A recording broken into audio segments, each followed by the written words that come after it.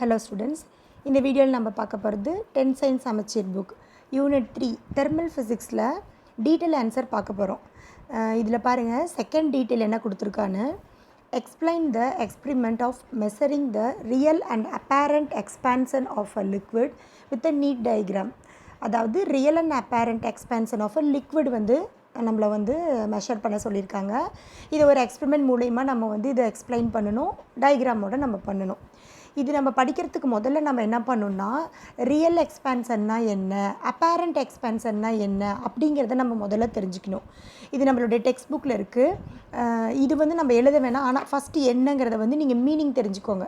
Real எக்ஸ்பான்ஷன்னா என்ன அப்படின்னா, இப்போ வந்து ஒரு லிக்விடை வந்து நம்ம ஹீட் பண்ணுறோன்னு வச்சுக்கோங்க. ஒரு பாத்திரத்தில் வச்சு தான் நம்மளால் ஹீட் பண்ண முடியும். அந்த கண்டெய்னர் ஒன்று இல்லாமல் டைரெக்டாக போய் லிக்விடை போர் பண்ணி ஹீட் பண்ண முடியுமா? முடியாது. அதனால் அந்த மாதிரி நம்ம வந்து ஒரு கண்டெய்னர் யூஸ் பண்ணுறதுனால அது வந்து ஒரு ரியல் எக்ஸ்பான்ஷன் சொல்லிட்டு சொல்கிறோம். அதைத்தான் ரியல் எக்ஸ்பான்ஷன் சொல்கிறோம். If a liquid is heated directly without using any container then the expansion that observe is termed as real expansion. சரி, அப்போ அதுக்கு வாய்ப்பு இருக்குதுங்களா? வெறும் நம்ம வந்து கண்டெய்னர் இல்லாமல் ஏதாவது ஒரு லிக்விடை போய் நம்ம பண்ண முடியுமா? சின்ன கிளாஸ்லேருந்து நம்ம படிச்சிருக்கோம், நமக்கு லிக்விடுக்கு வந்து எந்த ஷேப்பும் கிடையாது. எந்த கண்டெய்னரில் நம்ம போர் பண்ணுறோமோ அதோட ஷேப்புக்கு வரும்னு சொல்லிட்டு கண்டெய்னர் இல்லாமல் அதை நம்ம எதுவுமே பண்ண முடியாது. அப்போ ஹீட் பண்ணுறதுங்கிறது நாட் பாசிபிள். அப்படி இருந்தால் தான் அது ரியல் எக்ஸ்பென்ஷன். அப்போ நாம் பண்ணுறது எல்லாமே அது வந்து அப்பேரண்ட் எக்ஸ்பென்ஷன் தான். அப்பேரண்ட் எக்ஸ்பென்ஷன்னா என்னன்னா, நம்ம லிக்விடை வந்து ஹீட் பண்ணுறதுக்கு ஒரு கண்டெய்னர் வச்சு ஹீட் பண்ணுறோம். அப்போ ஃபஸ்ட்டு வந்து நம்ம வந்து ஒரு பாத்திரத்தை அடுப்பில் வச்சு தண்ணி ஊற்றி நம்ம சூடு பண்ணும்போது என்ன ஆகும்? எடுத்தோன்னே நமக்கு எங்கே ஹீட் வரும்? அடிபாகத்துக்கு தான் ஹீட் வரும், அப்போ தான் மேலே வரும். முதல்ல அந்த கண்டெய்னர் முதல்ல ஹீட்டை வந்து அப்சர்வ் பண்ணி முதல்ல எக்ஸ்பான்ஷன் ஆகும். அதுக்கப்புறம் தான் உள்ளுக்குள்ளே இருக்க லிக்விடு வந்து அந்த ஹீட்டை எடுத்துக்கிட்டு எக்ஸ்பான்ஷன் ஆகும். அந்த மாதிரி இது முடிச்சுட்டு தான் அந்த ப்ராசஸ் நடக்கும். இதை தான் வந்து அப்பேரண்ட் எக்ஸ்பான்ஷன் சொல்கிறோம். அதாவது தோற்ற வெப்ப விரிவு அப்படிங்கிறத நம்ம சொல்கிறோம். இதுக்கும் அதுக்கும் உள்ள டிஃப்ரென்ஸ் முதல்ல நம்ம தெரிஞ்சுட்டு தான் அடுத்து வந்து நம்ம இதை படிக்க போகணும். இப்போது நம்மளுடைய கொஸ்டினுக்கு ஆன்சர் பார்த்திங்கன்னா நம்மளோட டெக்ஸ்ட் புக்கில் பேஜ் நம்பர் 36 பார்த்திங்கன்னா 3.2ல் experiment to measure real and apparent expansion of லிக்விட்னு சொல்லிட்டு கொடுத்துருக்காங்க. இந்த கீழே அந்த ஒரு சின்ன பேராகிராஃபு, அப்புறம் பார்த்திங்கன்னா இந்த ஒரு டயக்ராம் முடிச்சுட்டு இந்த ஃபார்முலா வரைக்கும் நம்ம முடிக்கணும்.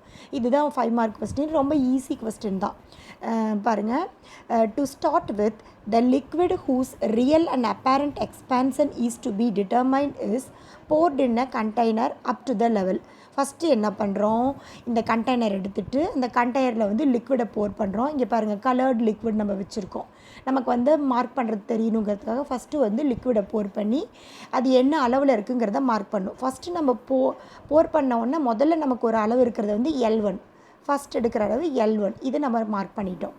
அதுக்கு அடுத்தது நம்ம என்ன பண்ணணும்னா, now heat off the container and the heat the container, அதாவது கண்டெய்னரை வந்து ஹீட் பண்ண சொல்கிறாங்க. And the liquid using a burner as shown in the figure. இப்போ இந்த ஃபிகரில் இருக்க மாதிரி பர்னர் யூஸ் பண்ணி அந்த லிக்விடை வந்து நம்ம ஹீட் பண்ணுறோம். ஓகேவா? அடுத்து பார்த்திங்கன்னா initially the container receives the thermal energy. First எதுக்கு சூடு போகும்? அந்த கண்டெய்னருக்கு தான் சூடு போகும். அண்ட் இட் எக்ஸ்பான்ஸ், அந்த கண்டெய்னர் முதல்ல சூடாயிரும். As a result, the volume of liquid appears to have reduced. Container வந்து எக்ஸ்பான்ஷன் ஆகும்போது பார்த்திங்கன்னா, கண்டெய்னர் எக்ஸ்பான்ஷன் ஆகும்போது உள்ளே இருக்க லிக்விட் வந்து நமக்கு என்ன ஆகுனா பாயிண்ட் வந்து குறைஞ்ச போல் இருக்கும், டிக்ரீஸ் ஆன போல் இருக்கும். அதுதான் ஃபஸ்ட்டு நடக்கும். அந்த டிக்ரீஸ் ஆகிறத தான் நம்ம மார்க் பண்ணி வைக்கணும், அதுதான் L2. As a result, the volume of liquid appears to have reduced. கண்டிப்பாக ரெடியூஸ்ட் ஆகும். இதை தான் நம்ம என்னென்னு மார்க் பண்ணி வைக்கிறோம்னா L2 அப்படின்னு மார்க் பண்ணி வைக்கிறோம். ஆல்ரெடி இங்கே L1 மார்க் பண்ணி வச்சோம் பாருங்கள். இது வந்து நமக்கு L1, ஃபஸ்ட்டு இங்கே மார்க் பண்ணது L1. அதுக்கப்புறம் இந்த கண்டெய்னர் வந்து எக்ஸ்பான்ஷன் ஆகும்போது அந்த லிக்விடு வந்து அது லெவல் வந்து ரெடியூஸ் ஆகுனா இந்த L2 லெவல் வந்து அடுத்து நமக்கு கிடச்சிருக்கு. ஓகேவா? சரி, அடுத்தது பார்த்திங்கன்னா L2 மார்க் பண்ணிட்டோம், L1 மார்க் பண்ணிட்டோம், L2 மார்க் பண்ணிட்டோம்.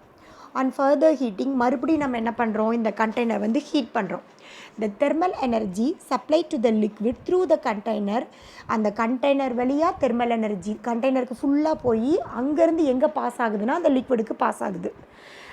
Result in the expansion of. அப்போ என்ன பண்ணும், அந்த லிக்விட் வந்து எக்ஸ்பேன்ஷன் ஆகும். எக்ஸ்பேன்ஷன் ஆகுனா என்ன ஆகும், அது இருந்து லெவல் வந்து இன்க்ரீஸ் ஆகும். முதல்ல டிக்ரீஸ் ஆச்சு, அது வந்து அடுத்து இன்க்ரீஸ் ஆகும். இன்க்ரீஸ் ஆகிற அந்த லெவலை நம்ம என்னென்னு மார்க் பண்ணணும்னா L3ன்னு சொல்லிட்டு மார்க் பண்ணணும்னு சொல்கிறாங்க.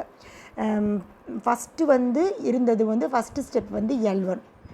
அதுக்கப்புறம் பாத்திரம் மட்டும் ஹீட் ஆகும்போது டிக்ரீஸ் ஆகும், அந்த டிக்ரீஸ் ஆகிறது L2. அடுத்து நல்ல ஃபர்தர் ஹீட்டிங் நீங்கள் பண்ண அந்த கண்டெய்னர் இருக்கக்கூடிய ஹீட்டு ஃபுல்லாக லிக்விடுக்கு ட்ரான்ஸ்ஃபர் ஆகும்.